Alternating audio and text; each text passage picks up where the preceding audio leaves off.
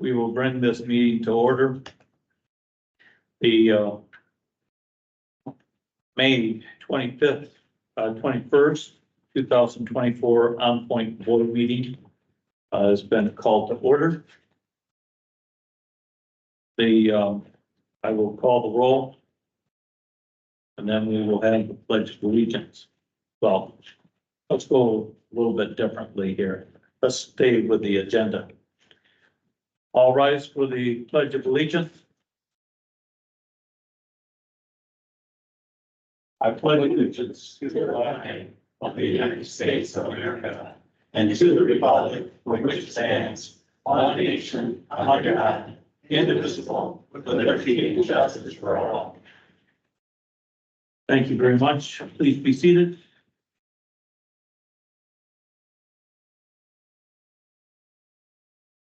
I will take the attendance at this time. Do a roll call. Kimberly Bartnick. Here. Pam Brenner is excused absence. Glenn Brookhouse here.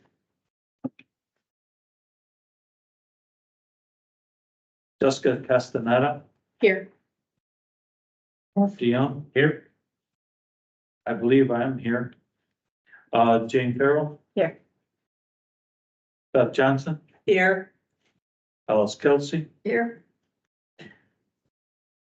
Is Dr. Robert Clay online? She'll not be here today. Okay. Karen Stratt. Yeah. Pastor Craig Van Beek here. And that completes our roll call. We have a quorum.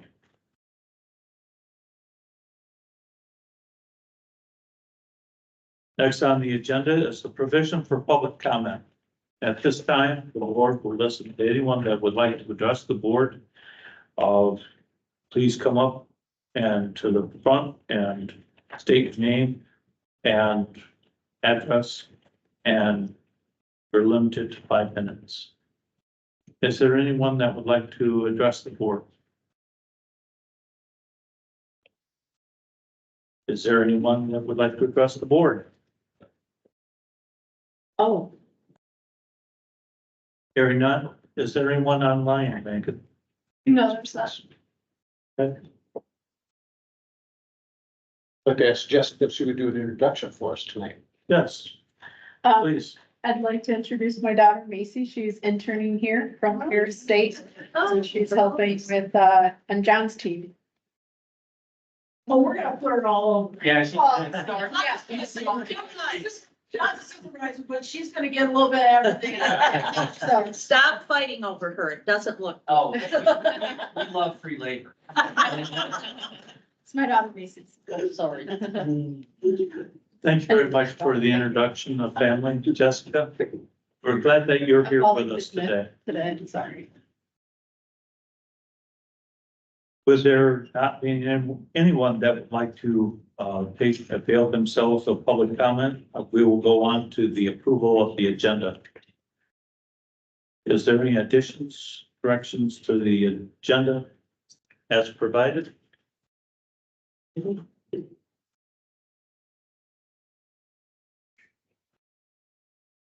That change. We get some good time. This is the agenda, not the minutes. Okay.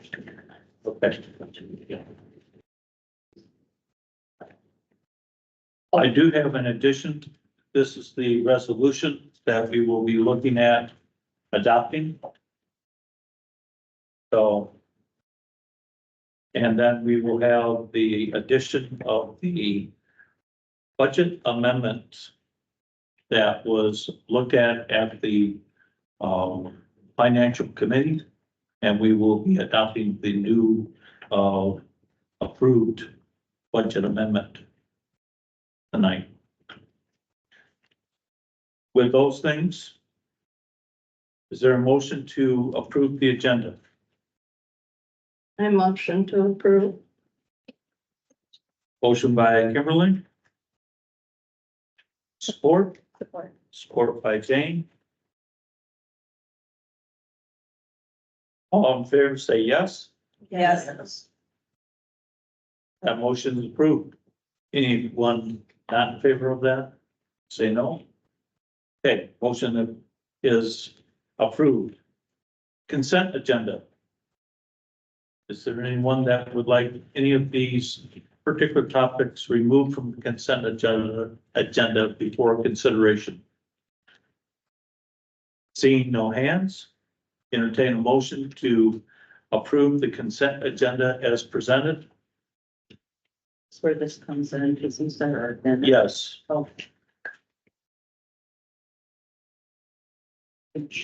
we will go ahead and entertain a motion for that consent agenda, and then we will have an amendment to the minutes. Is there anyone that'd like to move? Glenn Brookhouse moves the consent agenda. Do I have anyone in support? Support by Karen.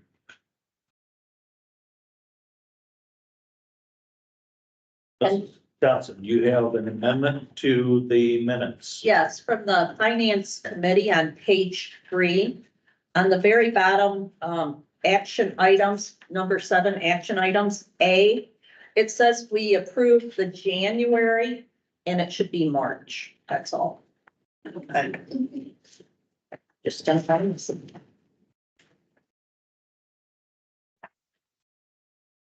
Have a support for that amendment?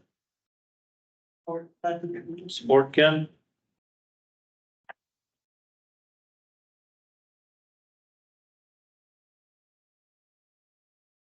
Okay, we will take a vote on the amendment first. All in favor of the amendment, say yes. Yes. All opposed, say no. The amendment is approved. Now the consent agenda. Everyone in favor of the consent agenda as amended, please say yes. Yes. Anyone not in favor of that? The motion is carried.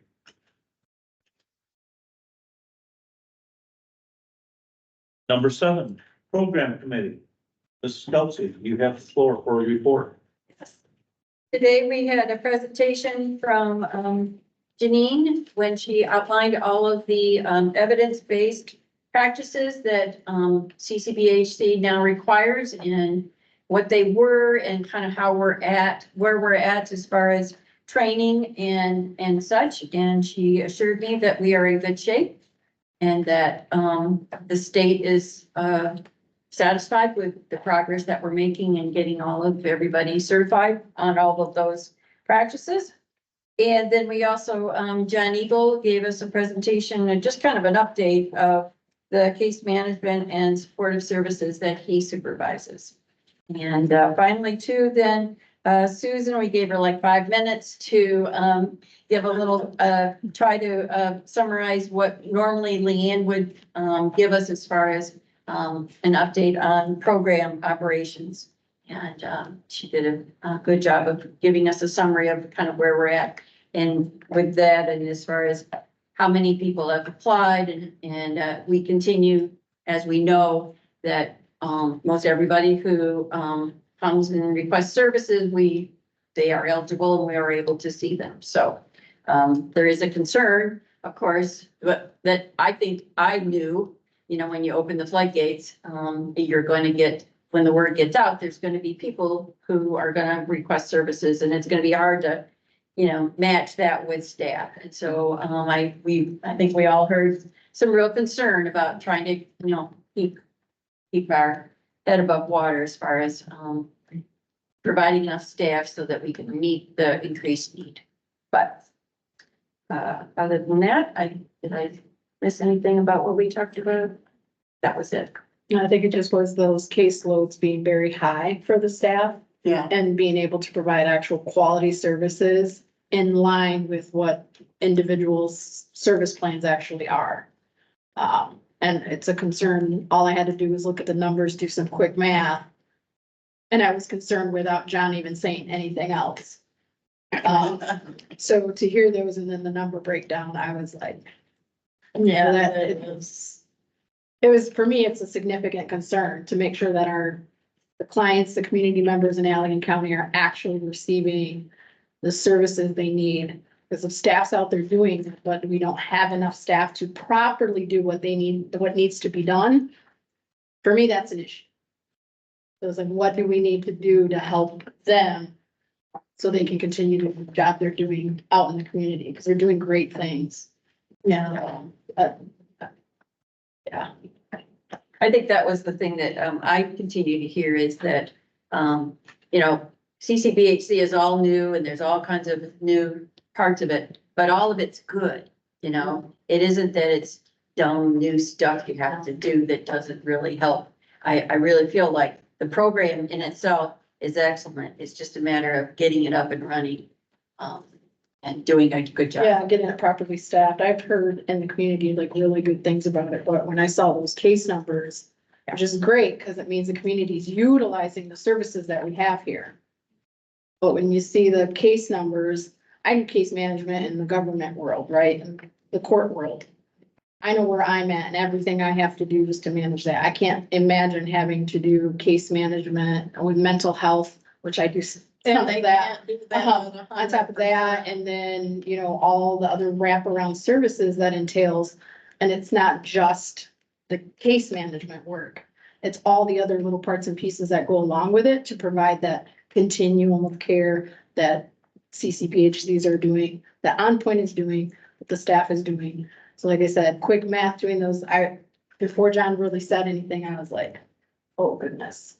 Yeah, a little concerning that, are we really providing our clients that come to OnPoint, the community members that come to OnPoint, you know, my neighbors in Allegan County, are we really providing them with the utmost service that they need? Like everything, and supporting the staff here. So what I don't want to see is people leaving left and right because they just can't handle it. Because they're overworked and what, and I'm talking now from case manager, like at the job I do, because I know how stressful that can be. That's always a real Because it's concern. so many good things you're doing. I have people on my caseload that come here for services and their lives have literally changed because of the services OnPoint has provided them. So I don't know, that's just one of my biggest things when I saw this, so sorry. Yeah. That's what I saw from the program committee. Yeah. Is that the full report? Is there any questions for the program committee chair? I just wonder, you said it's really kind of for Jessica a little bit, but maybe you can answer it. What would be good math in your eyes? I mean, if you're saying you did the numbers, you ran the numbers, what made it bad? What? Oh, as a caseworker in the mental health field, having 70 people or even Right. 60 people on your caseload that you have to see, Mhm, that is not good math. right. Well, I would be saying, We asked that, and the number we got was like a high of 35. yeah, that's on the high end. Yes. I have a caseload in the court system. My very top that I'm allowed to have, topped out, where I wouldn't be able to do anything else, is 25. It's a challenge. We know that they're doing the best they can, so. It was good to know the numbers and just where we're at. I have. Yes, one more question. Is this personnel? Is it money? Is it can't get them to come to Allegan County? Yes. All of the. Well, Mark, what do you think? So I wasn't a part of your conversation, obviously, but as I quickly look at the report that Susan provided to you, there's an important statement on the backside of that I think is really describes our dilemma, if you will. And that is that, you know, we know that the numbers of people that are on each person's caseload is high. The conversation that we've often gotten into, you'll recall, has been about, all right, so give me a week schedule, how many people are coming in to be seen and all of that, because, you know, people are coming in every 3 weeks or every week. It makes a huge difference on what we're talking about in terms of that weekly load. And I think we're all convinced that it needs to be higher, the caseloads need to be lower, or the capacities of staff need to be higher. So how do we get to that point? So it's not really been an argument in terms of like saying, well, let's not do it. It's more like, how do we know what the right sweet spot is and hire appropriate numbers? So I don't think we're far away from doing that. We do know that we've been successful beyond what our expectations would be in recruiting and hiring clinical staff. So it's not like they're not there. But it's always a mystery about how deep the pool is. And frankly, we don't have tons of them. But we tend generally, when we put a posting up, we wind up with a clinician. So we feel good about that. So I think, the conversation here is a good stimulus to say, let's get that solved because it's getting to the point of crisis.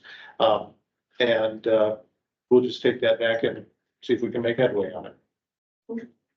I think part of our concern was too, that there's only 2 postings right now, Right. and we heard that there's could be upwards of 16 openings. I know that we had talked about in previous meetings that,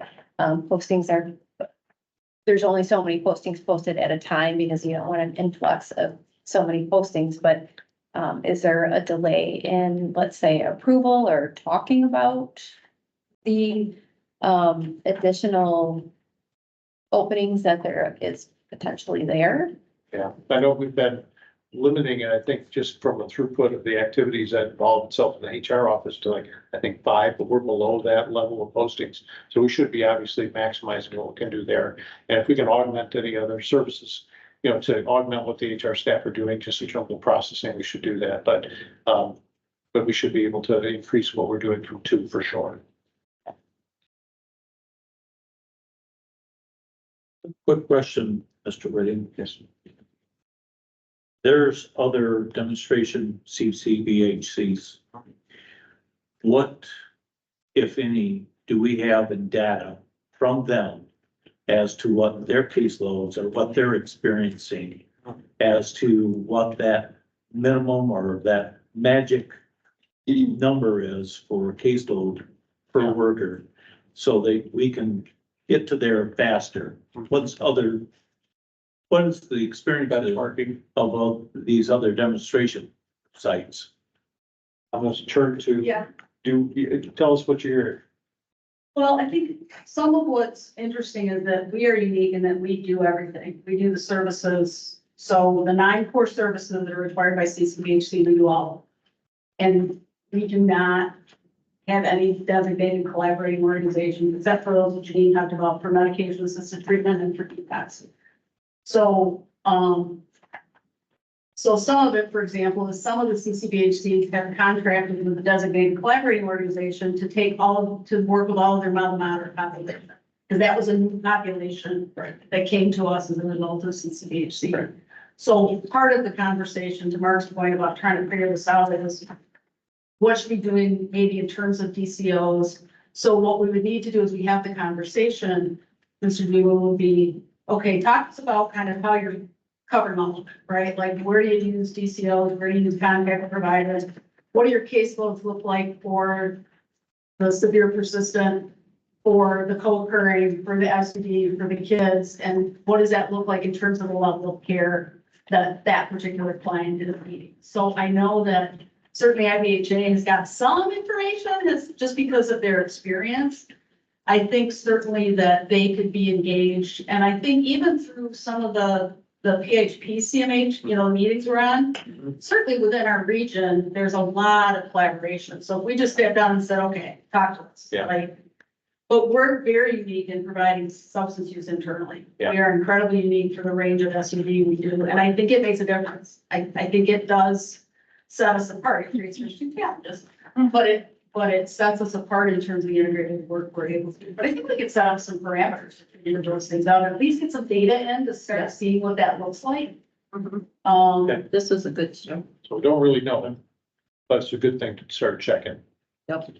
Oh, it's a question that I felt that needed to be answered, and if there's data to be gained, where we can get to where that optimum level is quicker. Yeah. It's better for our clients. Yeah. That's right. So. Okay. Is there any other questions for program? Thank you very much for your report, and thank you very much for the candid conversation that we've had on the struggles that we're having or the opportunities that we're having here with CCBHC. And more to come on that. Finance Committee. Okay. Finance Committee, I think what we'll do is go through the financial reports quickly. We do have that budget amendment for the second half of this fiscal year that we need to approve. And then we did also have the final action item of paying the bills for April. So if you want to follow along, we are starting on page 10. And page 10 is just a summary of the revenue and expenses. But all I want you to really zone in on is on the far right column, the total for the Medicaid subtotal, that $2,074,000. That's what we're expecting to give back to the LRE. And then if you jump down to the CCBHC subtotal, you can put a smiley face next to that because that 1 million is basically ours to keep for the most part. And then the general fund, and this is all down the far right column, and I didn't say that. The 88,000, that would have to go back to the state. So that's where we're at with our big lumps of money. Any questions on that? Okay, good. Page 11, the net position. Okay. Under the assets, we had a little bit of a decrease in our cash and cash equivalents. But that's kind of basically, if you jump down to that due from other governmental units, we jumped up by roughly 3.4. That's because the LRE hasn't given us the cash to in the top account there. So, and they will, it's just a timing issue that happens when you're doing the reports. Liabilities, once again, it's down a little bit. It's a timing issue that some of those payables haven't come in yet. And then under liabilities, due to other governmental agencies, we went from about 2 million up to 4.1. That's what I just explained on the previous page. It's that 2 million that has to go back to the LRE and the 88,000 that goes to the state. Overall, net position, under unrestricted, we were, in a deficit of about 88 or 8,000 or 883,000. And now we're to the good 469,000. That's because basically the CCDHC has a positive $1 million to help us get through our fiscal ups and downs. Moving on to the next page, page 12, change in net position. We're halfway through the year because this is through based on through March 31st of 24. The far right column where the percentages are, 69.58% under the CCDHC. The daily visits are much, we're having more than what we expected. And so we didn't budget for that many. So that's a good thing because we have another smiley face there, people. Grants and earned contracts, 64%.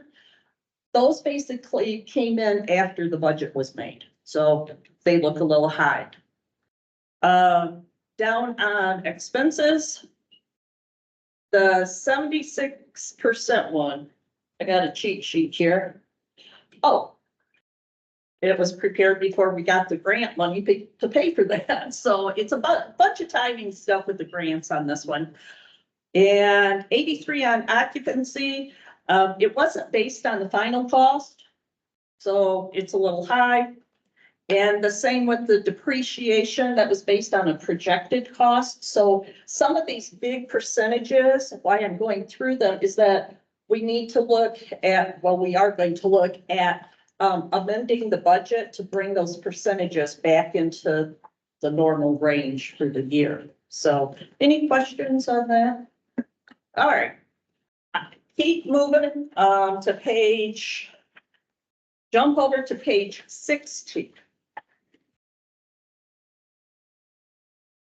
Andre, do you have anything to add to any of the monthly financials at that point? Okay. Okay. Page 16, this is what we will be voting on here in the next couple of minutes. The 5 columns, if you look, you have the 23 final actual, and then budgeted for 24. And then that third column, annualized actual. What they did, they took the 6 first months and said, well, let's spread that out or let's estimate for the rest of the year. And that's where we would be at. So the 4th column is where we have to tweak everything to get our budget back in alignment. So the first one, the capitation, the 1 million, the LRE projections were, what my cheat sheet page. Updated projections received from the LRE, and then MD HHS had a rate change. So that reflects in that 1 million for Medicaid capitation. The CCBHC, once again, it's at 1.3. That's because we were up 4,000 visits. Yeah, and for the whole year, what we're looking at annually, yes. And then the grants and earned contracts, they came in after October, the beginning of the fiscal year. So that's going to have a change of about 2.3 million. So this is everything we're voting on here shortly. As for operating expenses, salaries, fringe benefits, if you combine those first 2 numbers, it's about 660,000, a good chunk of change. That's new positions and so forth. The other major one is the contractual service at 987,000, almost $1 million change there. That electronic medical record system, that's a contracted service within that. That's not just program services. It's a big new EMR thing coming in, and that's all I know about it. So those are the big changes. Do you have any questions? Because I won't answer them, Andre. Okay, Yep. Alice, you have a question? Okay, I got to start at kindergarten level here. So what we're talking about is this, if we look at 3,682, no, 3 million, see, 3,682,959, right? Total operating revenue. That's how much we think we need to assume to budget that we're going to be getting in revenue. That's how much more we think we're gonna get in revenue. Yes. Yes, that's our guess. Yes.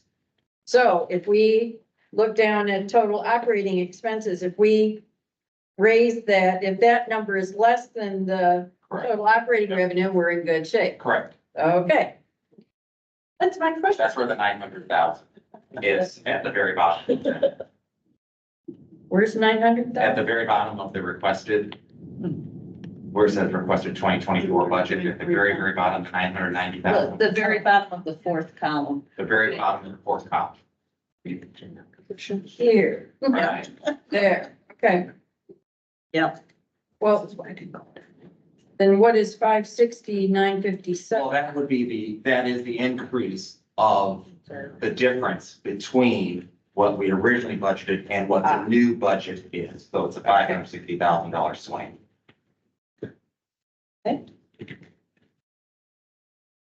Is there any other questions?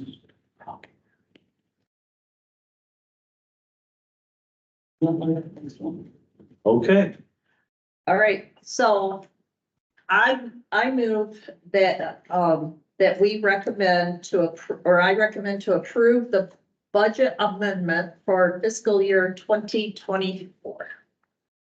Support. was that Karen or Alice?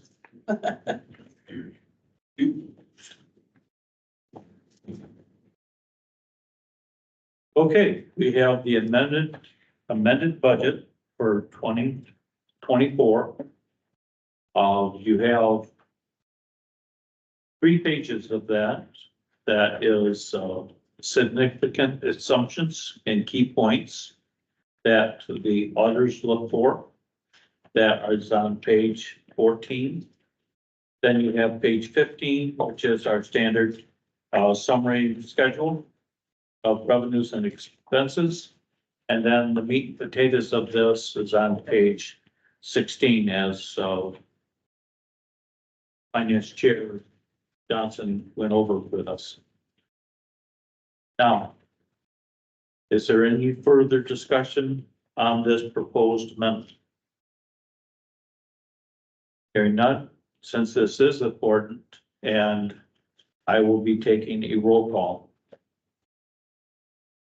Kimberly Bartnick, Yes. Glenn Brookhouse, Yes. Jessica Castaneda, Yes. Mark DeYoung. Yes. I say yes. Jane Farrell. Beth Johnson, Yes. Alice Kelsey, Yes. Karen Stratt, Yes. and Pastor Ben Beal. Yes.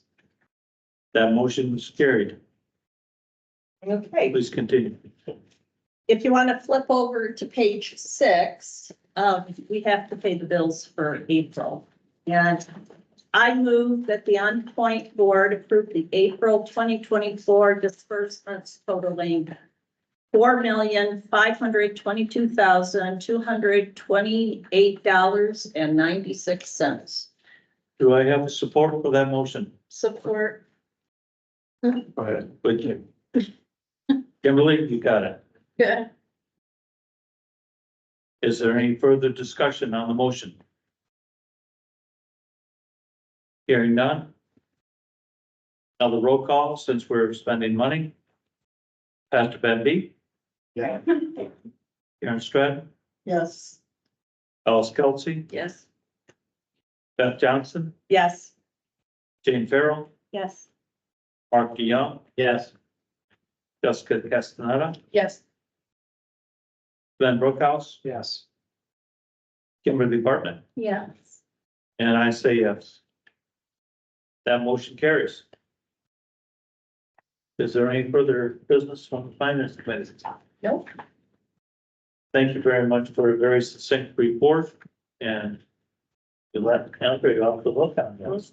So, thank you for supplying such in-depth information for us, Andre. It's been a pleasure, so.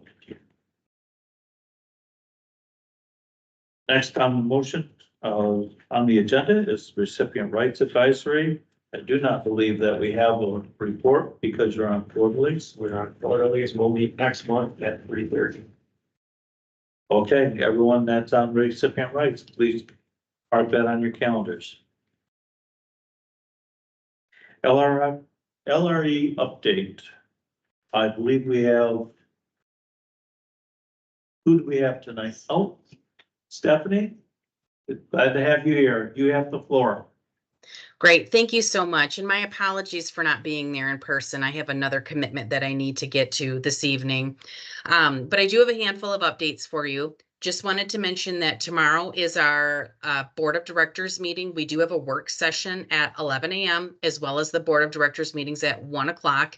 And it is located at the same place it's always been, which is at the Grand Valley State University Hub located in Muskegon on Viridian Avenue. So just in the event any of you want information on that, we do have it via Zoom if you'd like that, if it's something you can't attend in person. One of the other things I wanted to share with you, which is some exciting news, is that we did get word late last week, Friday, that the department, so MDHHS, has indicated that we have an opportunity to get additional funding for next fiscal year for the SOAR grant. And that's the SOR grant, and that stands for State Opioid Response Grant. So it's going to be called SOAR 4, because this is the 4th iteration of this. It will be for fiscal year 25, fiscal year 26, and fiscal year 27.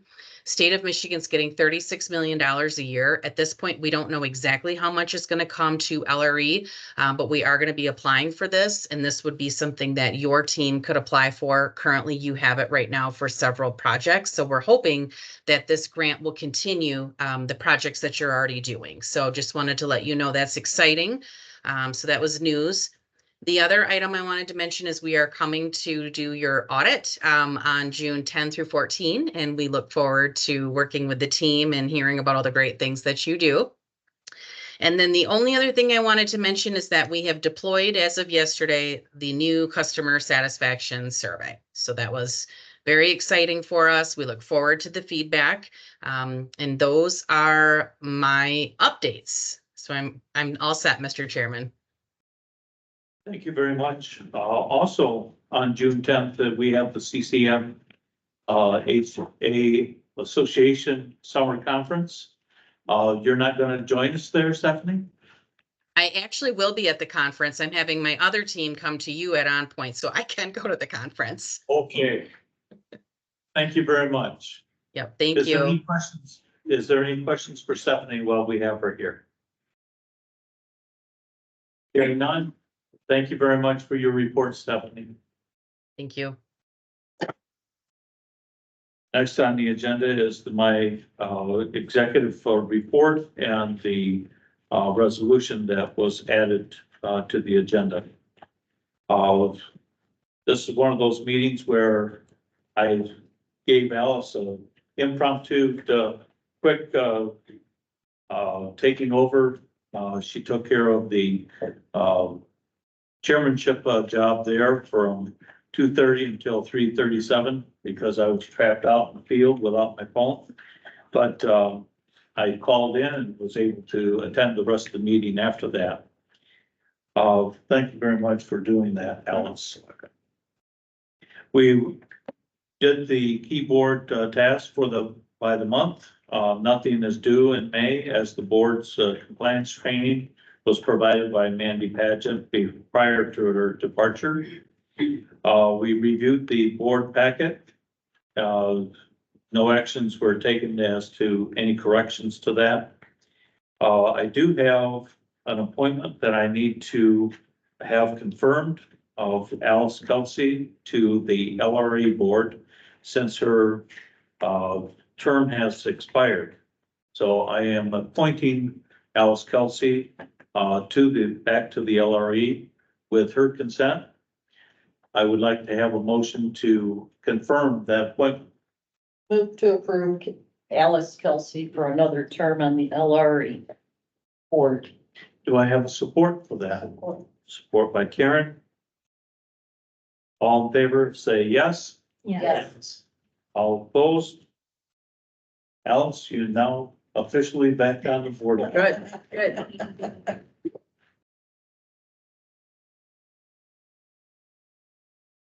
Next is looking at we had quite a discussion of the conflict-free access and planning that the state is looking at trying to impose. And we have, as the executive board, requested that a resolution be put together opposing that because of our particular situation. We bring people that need services in. We don't have other agencies making that plan or interviewing them at first.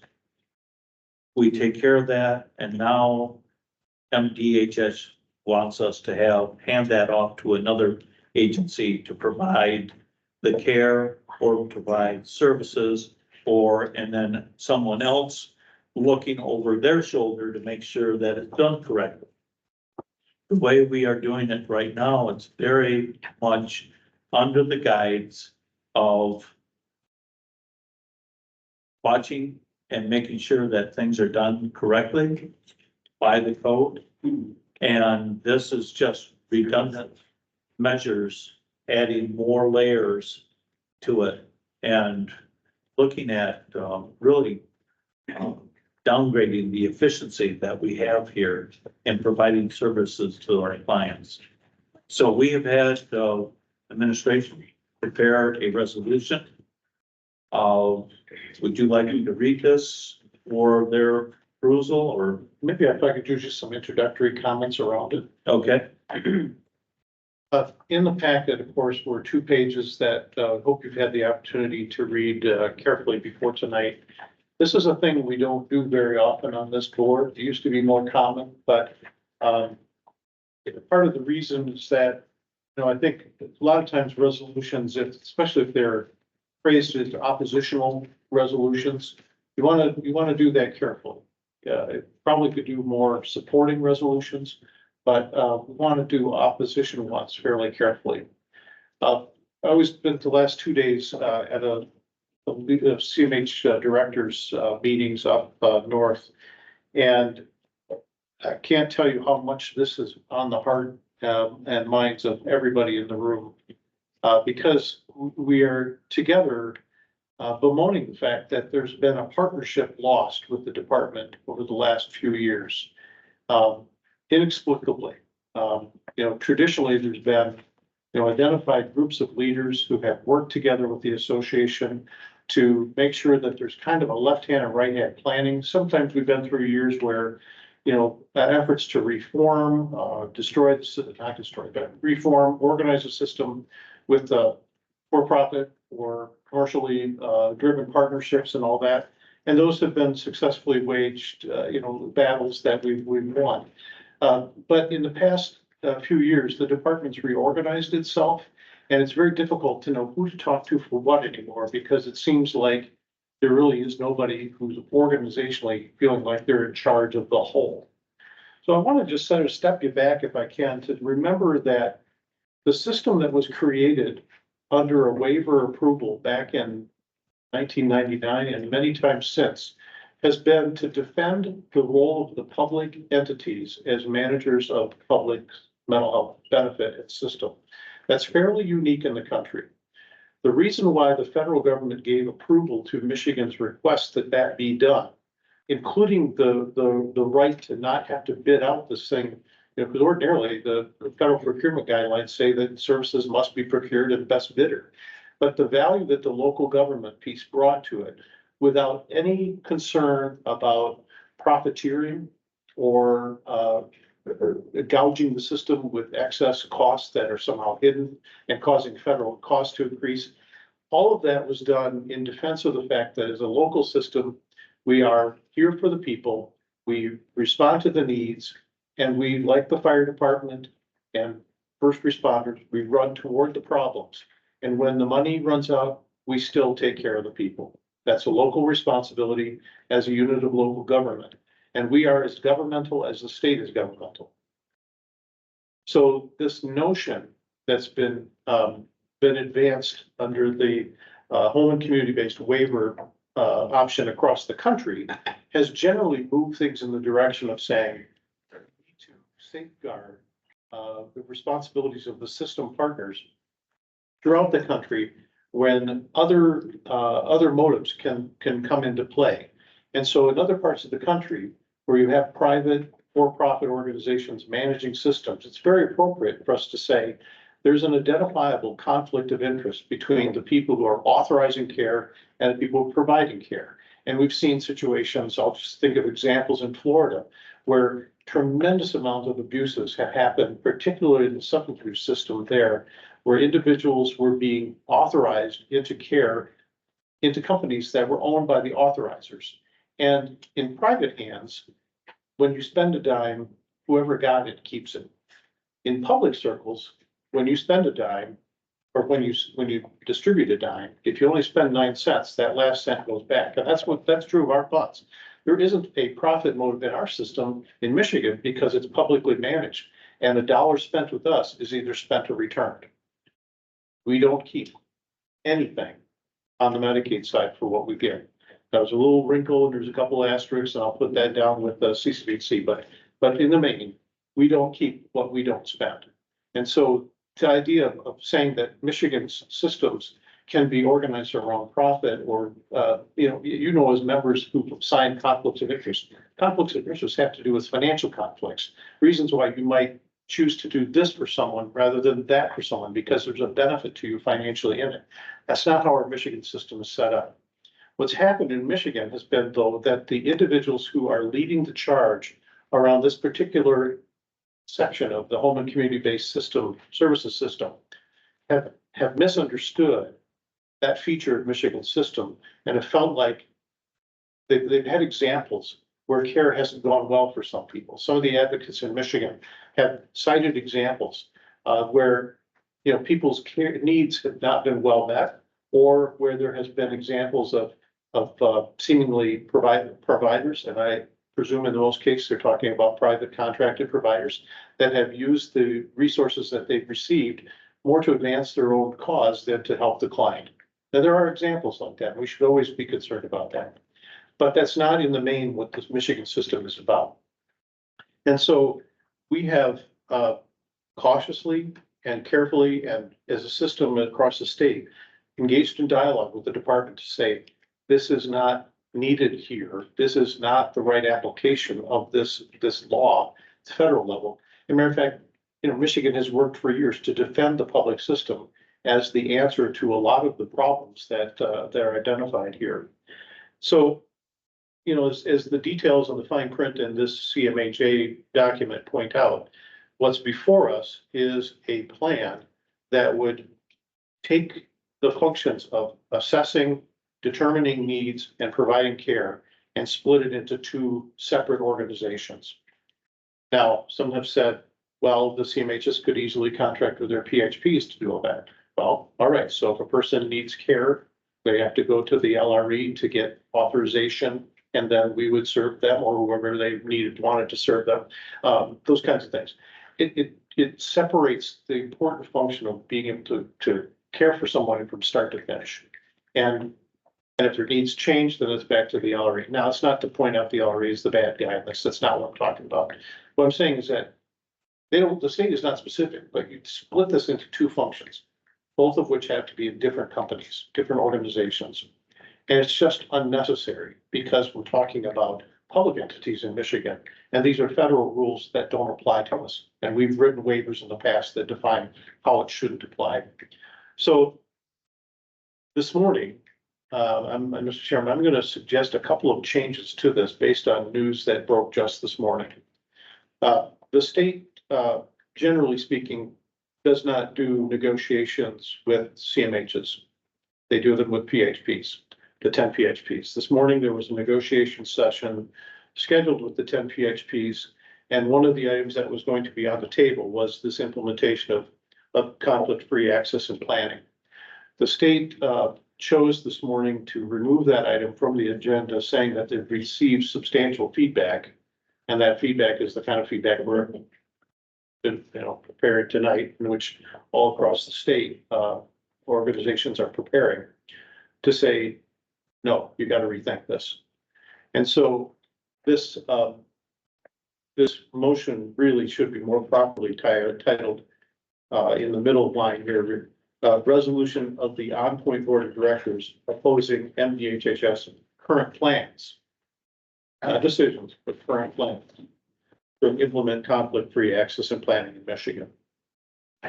Really what we are asking, I think we as a system are asking our individual boards to do, is to reflect internally about how you'd like to see care delivered in Michigan.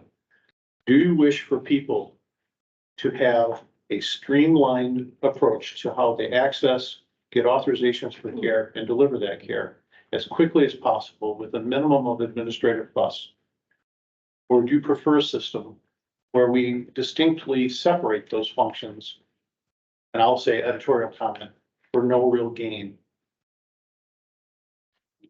and no real protection gain for the individual? We have been, as the resolution points out, we have been created by Allegan County's Board of Commissioners or supervisors at that time since 1970, and we've operated continuously for this community in those 54 years. The state has presented 4 models and announced that in April and March of this year, that what they're going to roll forward is not significantly different than what's been put on paper from the department. They've announced that this will require separate service assessment and planning from service delivery and require those who obtain services from OnPoint to get their assessment and planning services from one entity while obtaining direct services from a separate entity as of this October. And so we ask the board to consider statements that you concluded. And I'm sort of asking you to look within yourselves and say, how do you want this service to be for the people in this community, for people who walk in the door here tomorrow? How do you want them to be cared for? We believe that the state is misunderstanding that we too, like them, are a governmental entity and frankly can have no more of a conflict of interest than they can at the state level. And that they erroneously imply that there's a profit-driven or enrichment motives on the part of PHPs and CMHs. That they fail to understand their contract with us is a transfer of governmental responsibility, not a transfer of profit. We think that they ignore the fact that there's a capitation model under which we operate. It does not vary by the number of people who use our services. And we will go into debt to meet the need as a responsibility of that governmental duty. We work as a system with DHS, which already mitigates against conflict and self-interest. Each one of us, staff and board, sign documents, resisting and declaring our freedom of conflict of interest. And this will probably not surprise you a whole lot, but this model that the state proposes conflicts with the CCBHC model. They've said to us that, don't worry about the conflict-free access and planning because it doesn't require the services, it doesn't apply to services you provide under CCBHC, unless someone's receiving a service outside of CCBHC in addition to CCBHC services, in which case it does apply. So we'd have to kind of know when someone walks in the door, what system they're going to be in. And as they continue down their path of whatever we provide, it could come into play at any point, which time we'd have to start over or something, I don't know. But anyway, it just, the people who we talked to along the way, despite what the advocate organizations have said, and I don't disrespect them, by the way. They do a good job of helping field comments and questions and concerns from individuals. But I think the people that they've put forward to represent the concerns around this are not reflective of individuals in the main. But these things disregard people with lived experience who've constantly said that, the hassles involved in the processes that we've described here are not good, and they would prefer what we have today over what's been proposed by the state. So I don't want to put words in your mouth. I've simply put words on paper that you can consider and modify to your choosing, but I would encourage you to declare some kind of statement that says back to the state, no, this is not for us. It's not necessary and it's not good. I really think you as a team of board members need to consider in your hearts what you want to say back to the state. I don't want it to be my words in your mouth. I want it to be your words. Because you really are the ones who speak for the community. So, Mr. Chairman, I'll let it be. Thank you, Mr. Whitty. At this time, is there a motion to consider this resolution?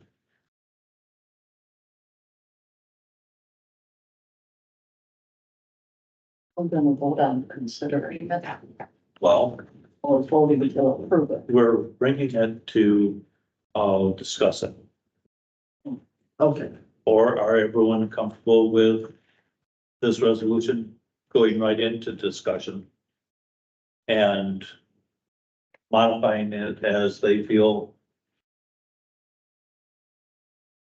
Okay. I'll open the floor to discussion. Mark, I do have a question. Is this some type of checks and balance thing? Like why all of a sudden are they doing this? So it's a requirement in the federal waiver for home and community-based services that there be this conflict of interest provision for conflict-free access and planning.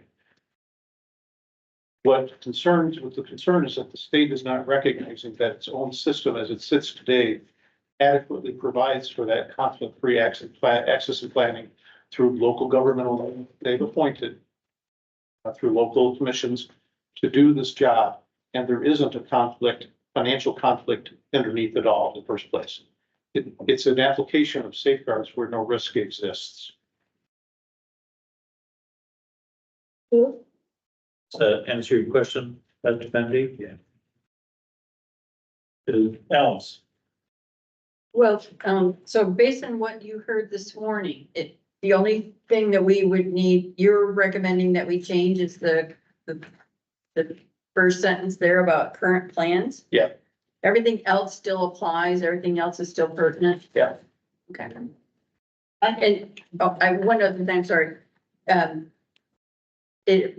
I think I remember that there was, that CMHA had put together kind of a rough draft of a resolution, didn't they, to give people some guidelines about what you might want to put in, and we've taken that and applied. Yeah, they had provided us a copy of what had been used by Mid-State Health Network, a PHP.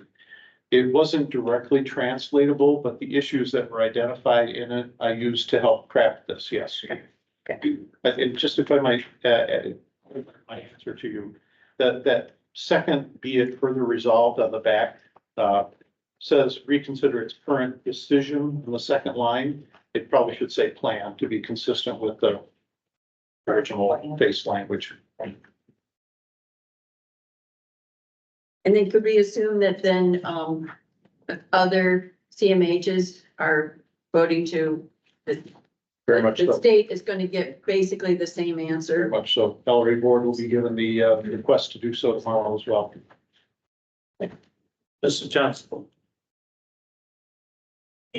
Well, quite frankly, very, very nicely written, but I was wondering if there could be a bullet under the fourth, whereas that it totally dismisses the stress or added struggles or adds a barrier. I don't see my brother Jim going to Muskegon to get a state assessment or a plan assessment. Right. So there has to be something in here about this is bad for clients and adds undue duress to them in their situation. Is it kind of that last one? I don't know, like ignore at best and disregard at worst, input provided by persons with lived experience? No, it isn't. I saw the lived experience. I thought maybe that was in there. Yeah. But yeah, it's added duress, building barriers, something along those All of lines. it. It is causing more barriers. It's, Yeah. Sounds like the state doesn't want to pay out more money is what it's. We'll put that. Could we satisfy your concern by adding a bullet maybe at the top of the second page that says prolongs the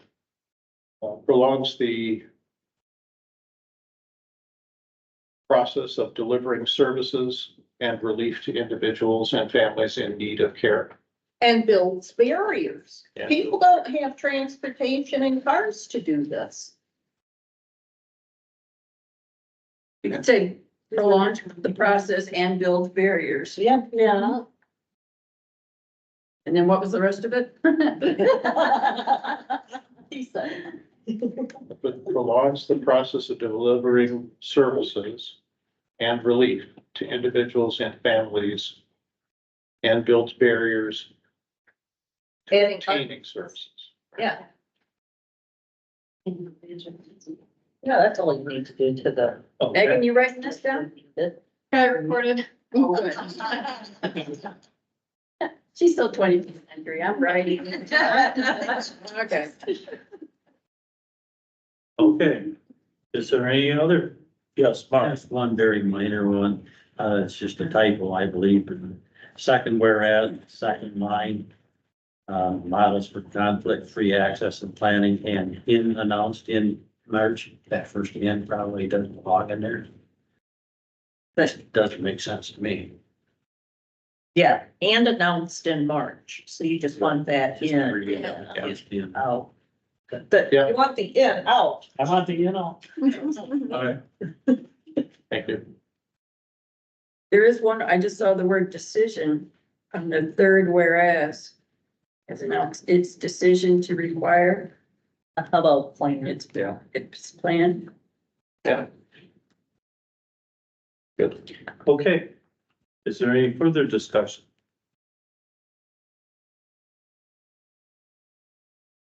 With those corrections, modifications and additions made, is everyone comfortable voting on that and having Megan or Mark, well, Megan put it together with the additions, Mark proofread it, and authorize signature by myself and Mark Dion? As soon as it's published? And so moved. Okay, motion by Kelsey. Support. Who is the support over here? Jessica.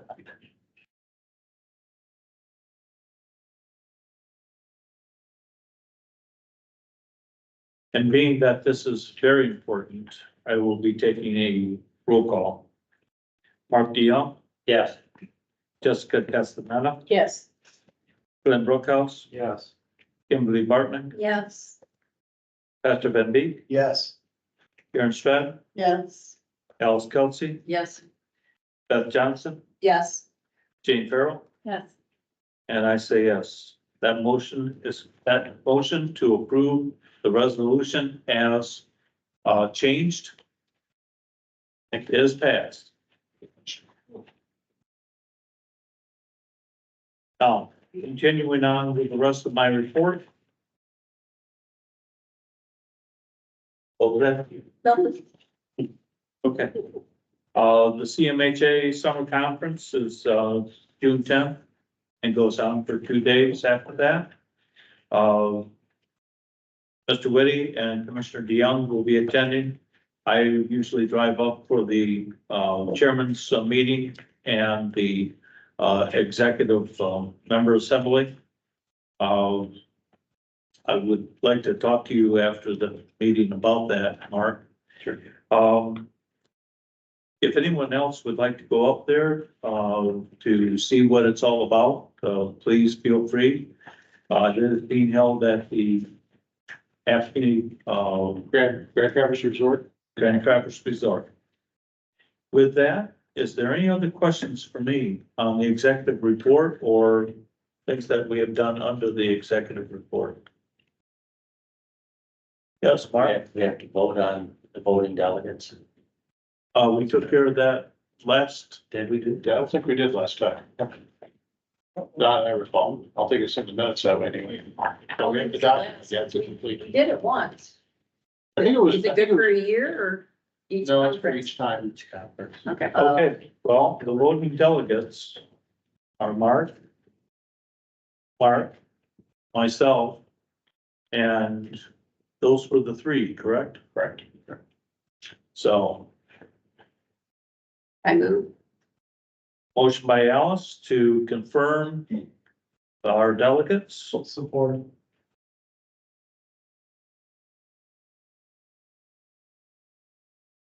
And you have that already recorded, Megan, so.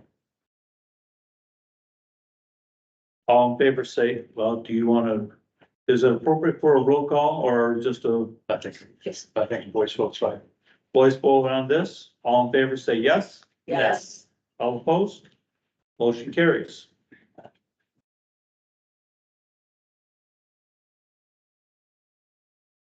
With that, there's nothing else I have to report on. Mr. Whitty, you're next on the agenda. I'll stay here if it's all right with you. They just had some very short comments on the items I put on the report. Just to underscore for your benefit, Diane Bennett is our interim compliance officer, and so we had no lapse in coverage as she overtook the responsibilities from Mandy Paget last month.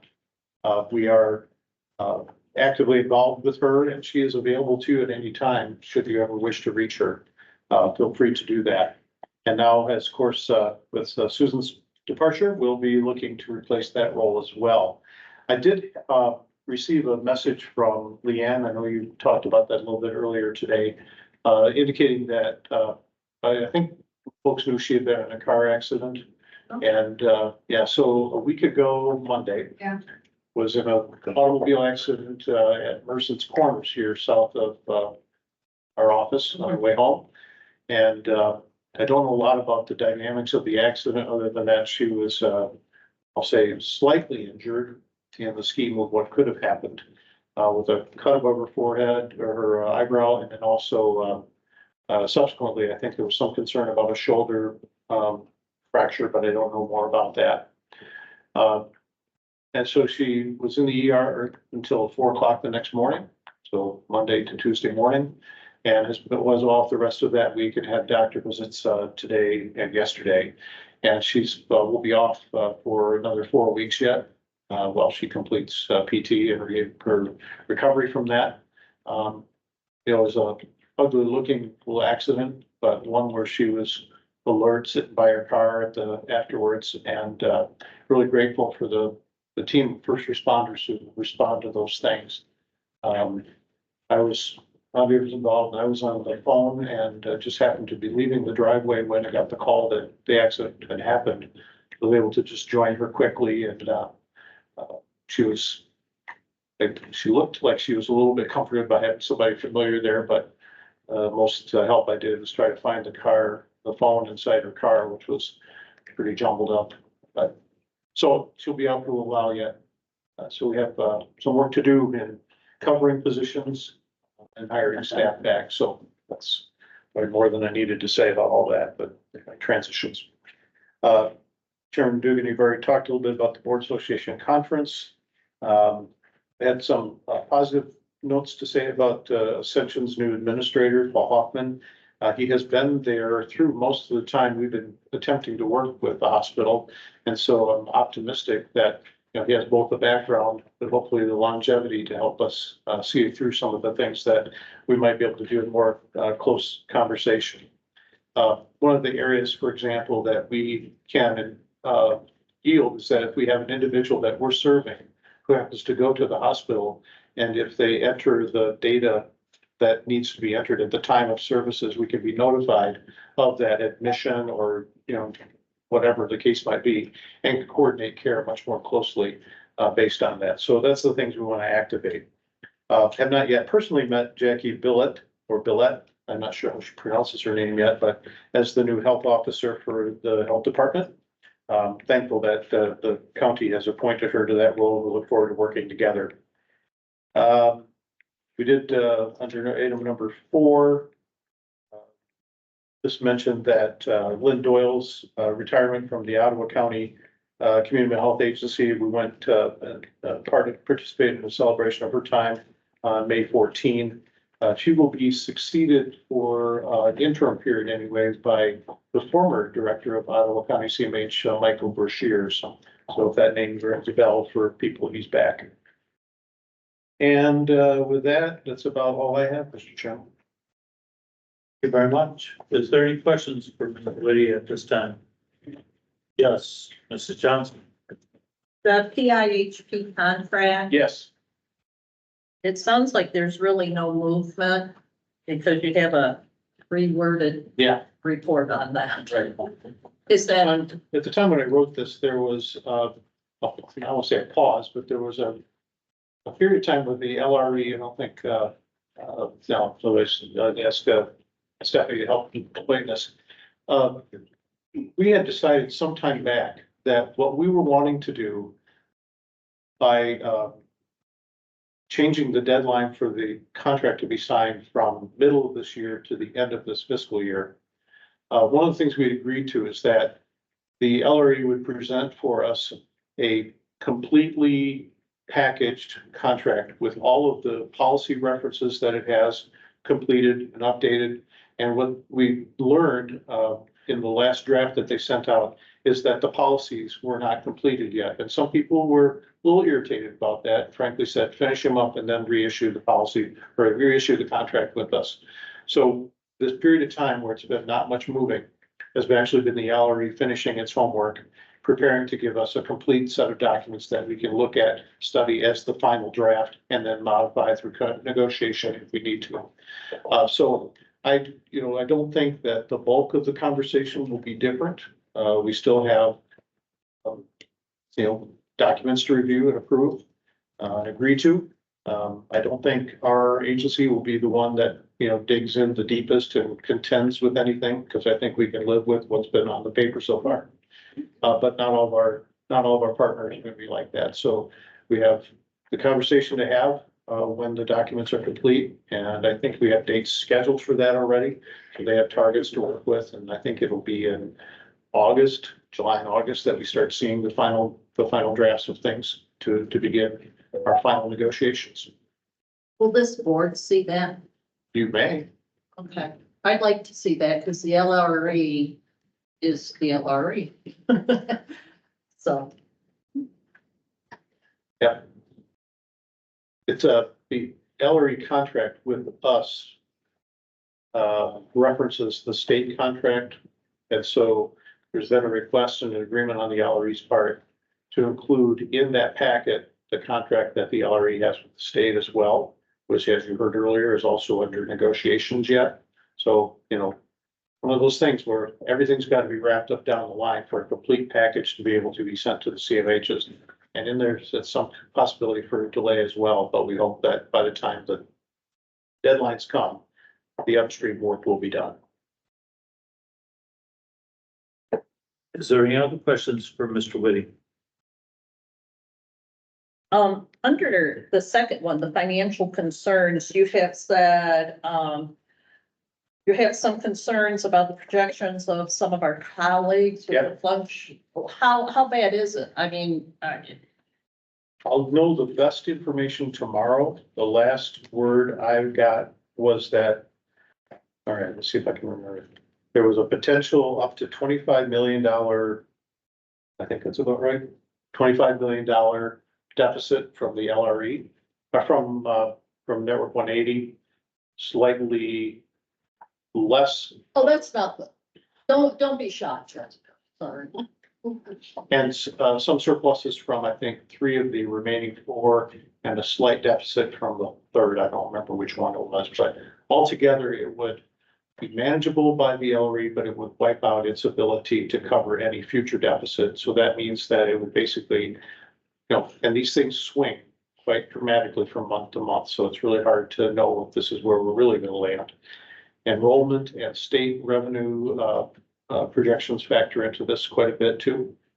So the concern is that the total, the net of all of those surpluses and deficits would eliminate the ability of the LRE to have any reserves. And that would be unacceptable in the state size. Well, yeah, where we were, what, Correct. 3 years ago and Correct. 3 years ago before that. Correct. And I'm sorry, my anger is showing, but, I have asked before, can we have our own, whatever that rainy day fund thing is? Time stuff. And maybe the leverage needs to be, we keep our own ISF until this contract is signed by all parties, including Network 180. Because once again, they have drained the bank. And I've been here, I don't know, 6 years or 7, I don't know. And they've done it, they do it all the time. And we just keep going on and on and on. And we are not serving Allegan County. And this, as passionate as you are about this, not having a contract with LRE makes this kind of not as strong as what it should be, because we are getting robbed.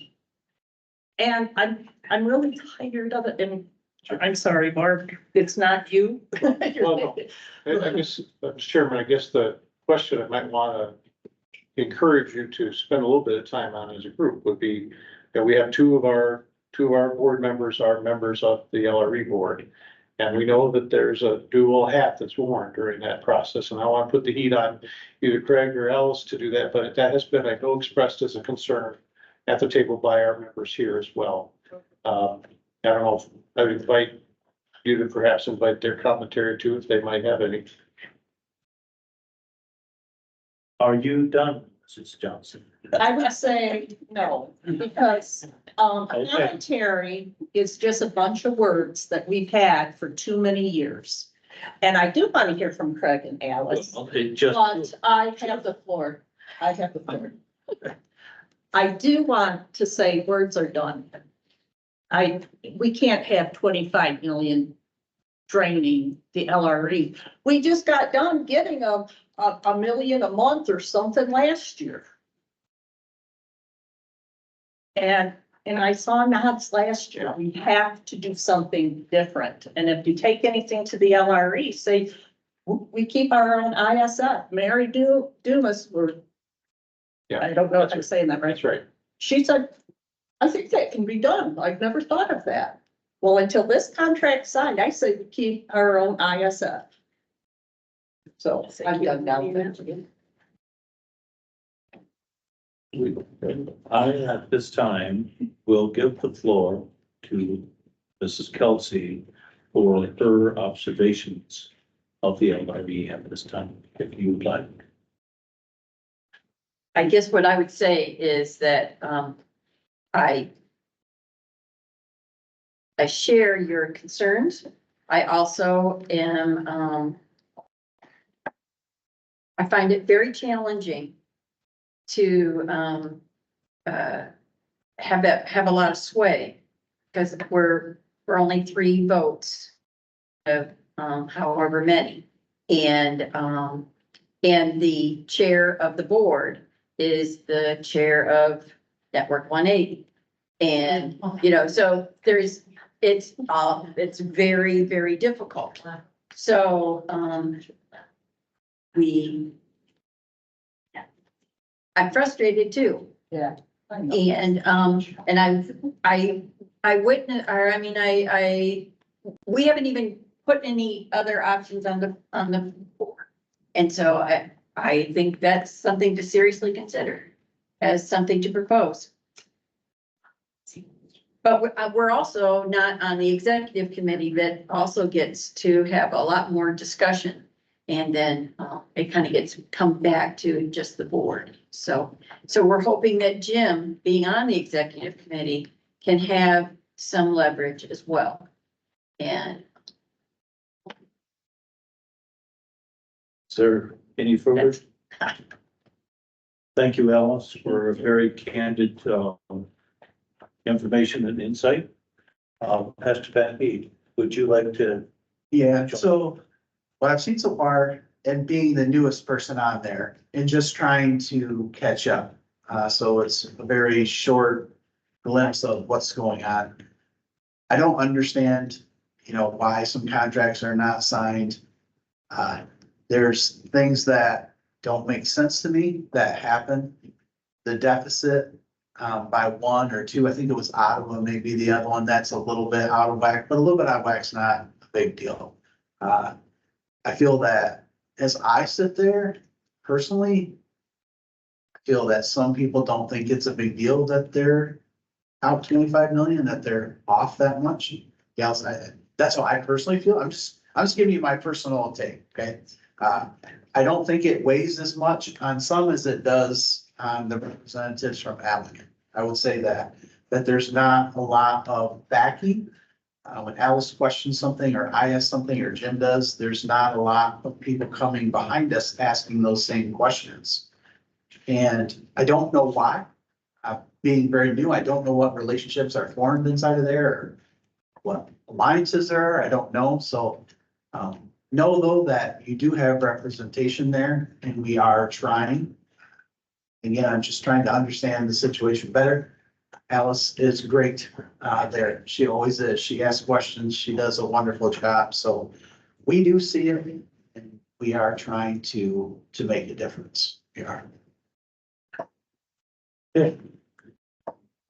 Mr. Whitty, just for background information here, the size of the budgets for the five CMHs that are, make up the LRE.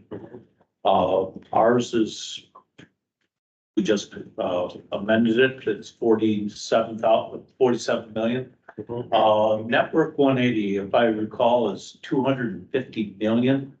Something along those lines, yeah. Yeah, and then the other ones are down from that, but network 180 is the big dog, so to speak. Yeah, it's a very substantial. The problem there is, or I should say a stifle on our part is a earthquake over there. That's right. It's a big problem.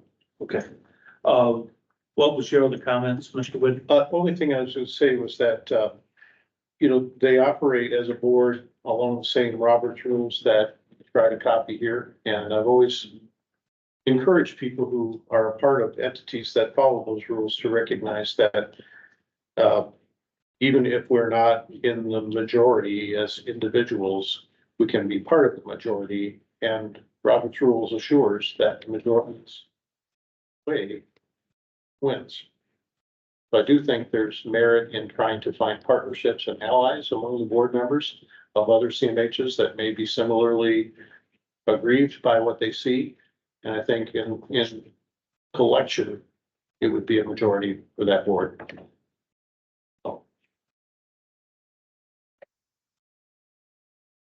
Is there any further comment on this particular subject? I believe that our two LRE members that are here have expressed themselves eloquently. I hope that they have given you some answers, Mrs. Johnson, to a certain point. I will express those concerns to Mr. Story too, since I do have contact with him. And so we will pass that this conversation on to him appropriately from the chair. So The next board meeting is tomorrow morning. In case you're thinking the timelines. I give him a call. I have him on speed dial. All right. Provision for public comment is next. If there's, are we done with the executive director's report? That concludes my report. All right, thank you very much. With that, number 13 is the provision for public comment. Second provision here. Is there anyone that would like to address the board on any subject that they feel that is necessary to bring before us? Second call. Hearing none, is there anyone online? No. I see that we lost two members and only have one left. So with that, board member comments. Yes, Kimberly. I would just like to kind of explain and apologize. I had my total knee replaced last July. And I know I get up an awful lot, but I can't sit for longer than 10 minutes without having to get up and walk around because my leg gets stiff on me. So it's not like I'm trying to sneak out or anything. I just need to get up and walk around for a few, so. Maybe in between each item on the agenda, we'll all get up and exercise. With that, is there any other comments, Kimberly, you'd like to share? Or I'm done. Jessica? I just want to say, Susan.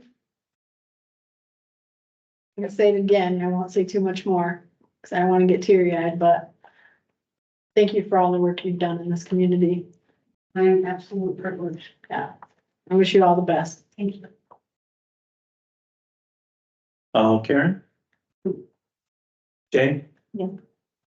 I would echo Jessica's comments. Thank you, Susan. Appreciate everything you've done. It's been my honor. Thank you. Pastor Van Beek? Mr. Young, June sixth, there are some people that fall into the boomer age group like I do. June sixth at the New Baptist Church just down the road is the Boomer Bash. And so, you know of anybody who is of the senior type age, they're welcome to come down there for free breakfast, or also at noon, I believe they're serving lunch. And they have booths set up with all of the services that are available to seniors from senior services and other agencies around the county, so. Public service. I'm glad you clarified. I didn't know the Baptists could have a bash. Now that it's in the services, I understand. that's the conclusion of the comments. Thank you very much. Just a few things. The OnPoint board workshops, the next one that's going to be sent out here is current and future funding for CMH HSPs and PIHPs. Megan will be sending that out. Make sure that you get your evaluation forms in for legal from last month. And make sure that you fill that out for this new upcoming board work session to Megan as soon as you complete that. Susan, thank you very much for your service. As chair of the OnPoint board, I express our sincere gratitude for what you have done for our community and the work that you put into Allegan County. You're welcome. Thank you. And with that, I'll call for an adjournment. All in favor, say yes. Yes. All opposed? Motion carries. We stand adjourned at 6:58.